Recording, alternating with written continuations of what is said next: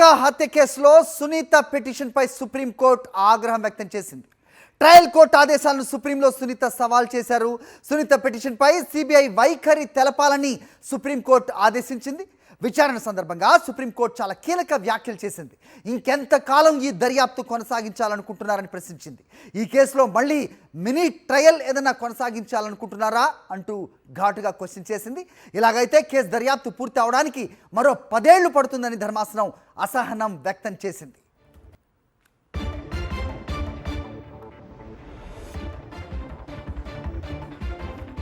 Right, ఇక CBI విషయంలో విచారణ ఎలా సాగుతుందనేది ఒకసారి తెలియచేయాల్సిన అవసరం ఉంది. తదుపరి దర్యాప్తు అనంతరం మేము మా ఆదేశాలను ఏదైనా సవరించాలా, బెయిల్ పిటిషన్పై నెలకొన్న పలు అంశాలను మేము క్షుణ్ణంగా పరిశీలించాల్సి ఉంటుంది, అన్ని బ్యాలెన్స్ చేయవలసి ఉంటుంది. కాబట్టి ఎంతకాలం ఈ విచారణను పొడిగిస్తారంటూ కూడా సుప్రీం కీలక వ్యాఖ్యలు చేసినట్టుగా మనం చూస్తున్నాం. దీనిపై అప్డేట్స్ మా కరెస్పాండెంట్ వెంకటేష్ ఢిల్లీ నుంచి అందిస్తారు.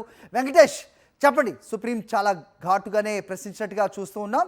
సో సునీత పిటిషన్పై ఒకంత అసహనం కూడా వ్యక్తం చేసినట్టుగా మనకు అర్థమవుతోంది. ఏంటి మీ దగ్గర inputs?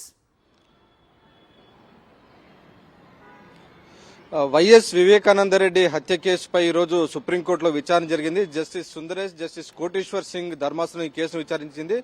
Trial court CBI court ఇచ్చినటువంటి ఆదేశాలను సునీత సుప్రీంకోర్టులో సవాల్ చేశారు. ఇప్పటికే తదుపరి దర్యాప్తు ఫర్దర్ ఇన్వెస్టిగేషన్ లో భాగంగా కొంతమేర పాక్షిక దర్యాప్తు జరిపేందుకు సిబిఐ ట్రయల్ కోర్టు ఇప్పటికే అనుమతించింది.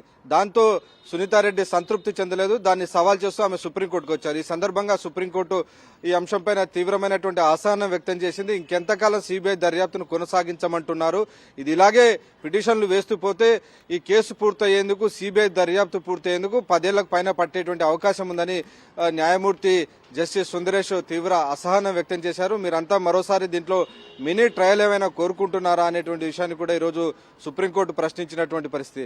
సునీతారెడ్డి తరపున సిద్ధార్థ లూత్రా హాజరై ఈ కేసుకు సంబంధించి తాము లేవనెత్తినటువంటి ప్రశ్నలపైన, లేవనెత్తినటువంటి అంశాలపైన సిబిఐ కోర్టు తగినటువంటి ఆర్డర్స్ ఇవ్వలేదు కాబట్టి సుప్రీంకోర్టుకు వచ్చినట్టు చెప్పారు. సో ఈ సందర్భంగానే సుప్రీంకోర్టు తీవ్ర ఆగ్రహం వ్యక్తం చేస్తూ ఇది ఇలాగే సిబిఐ దర్యాప్తు ఇంకా ఫర్దర్ ఇన్వెస్టిగేషన్ కోరుతూ పోతే కనుక ఇది 10 ఏళ్లైనా కానీ పూర్తయ్యేటువంటి అవకాశం లేదు అని చెప్పి ఈరోజు సుప్రీంకోర్టు తీవ్ర అసహనం వ్యక్తం చేసింది. సో ఈ సందర్భంగా సిబిఐ స్టాండ్ ఆధారంగా ఈ కేసులో తాము తదుపరి నిర్ణయం తీసుకుంటామని స్పష్టం చేసింది. సో సిబిఐని అడిగింది, ఈ విషయంలో ఫర్దర్ ఇన్వెస్టిగేషన్ విషయంలో మీకున్నటువంటి స్టాండ్ ఏంటని సుప్రీంకోర్టు సూటిగా ప్రశ్నిస్తే సిబిఐ మాత్రం తాము దీనిపైన సిబిఐ డైరెక్టర్ ఆదేశాలు తెలుసుకోవాల్సి ఉంది కాబట్టి ఆయన ఆదేశాలు తెలుసుకున్న తర్వాతే దీనిపైన తాము అధికారికంగా తమ వైఖరి తెలియజేస్తాం, ఆ మేరకు 2 వారాల సమయం కావాలని కోరారు. సో ఆ మేరకు సుప్రీంకోర్టు సిబిఐ వైఖరి తెలియజేసేందుకు 2 వారాల సమయం ఇస్తూ ఫిబ్రవరి 5వ తేదీకి కేసును వాయిదా వేసింది. సో ఈ సందర్భంగా సుప్రీంకోర్టు చేసినటువంటి కీలక వ్యాఖ్యలు మాత్రం ఖచ్చితంగా సంచలనాన్ని కలిగిస్తున్నాయి. నిజానికి గతంలోనే సిబిఐ చెప్పింది ఈ కేసులో ఇంకా చేయడానికి ఏమీ లేదు అనేటువంటి విషయాన్ని కూడా సిబిఐ చెప్పింది. ఒకవేళ కోర్టు కనుక ఏమైనా ఆదేశిస్తే దాన్ని మాత్రమే తాము పరిశీలిస్తాం, దానిపైన దర్యాప్తు జరుపుతామని సిబిఐ గతంలోనే తన స్టాండ్ క్లియర్ చేసింది. అయినప్పటికీ సునీతారెడ్డి ఈ కేసులో పదే పిటిషన్లు దాఖలు చేస్తుంది. సో ఆ నేపథ్యంలోనే సుప్రీంకోర్టు తీవ్ర అసహనం వ్యక్తం చేస్తూ ఇలాగైతే 10 ఏళ్లైనా కానీ దర్యాప్తు పూర్తయ్యేటువంటి అవకాశం లేదని చెప్పి అసహనం వ్యక్తం చేస్తూ, అలాగే ఒకవేళ సిబిఐని డైరెక్ట్ గా కూడా కొన్ని క్వశ్చన్స్ అడిగింది.